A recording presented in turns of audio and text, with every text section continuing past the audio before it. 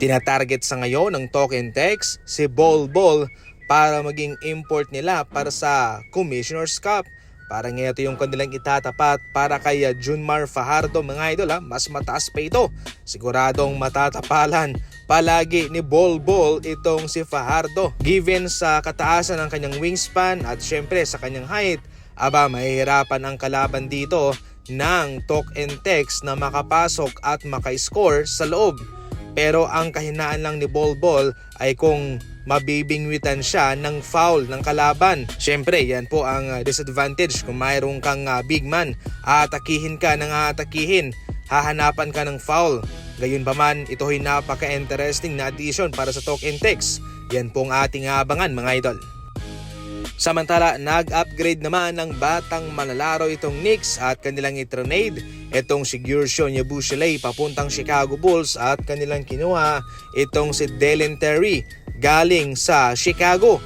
Bata pa ito mga idol at 23 years old. Samantalang itong si Guercio Yabusele naman ay makapagbibigay ng experience sa kanilang bangko. Ito rin ay magsisilbing panibagong simula para kay Yabusele mga idol sa kadahilanang sa Knicks ay minsan na lang siyang gamitin. Natatanggal siya sa rotation at kung nakakalaro man ay limitado lamang ang kanyang minuto.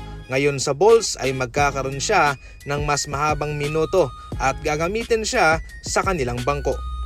Masayang-masaya sa ngayon ang Golden State Warriors at ang kanilang fanbase sa kanilang nakuhang si Kristaps Porzingis. Kahit na hindi naman ito yung kanilang inaasahang si Giannis mga idol, ay okay na rin po ito. Delikado kasi kung si Giannis pa sapagkat marami ang kanilang demand. Hindi pa nga ho nila nagustuhan ang ino-offer ng Golden State Warriors at kaya nag-move on na ang Golden State Warriors sa kanya. Ngayon, minamaliit man nila itong kakayahan ni Porzingis pero marami itong magagawa considering na mabibigyan siya ng spacing galing kay Stephen Curry. Sa Boston Celtics, nag-iba ang laruan nitong si Kristaps Porzingis.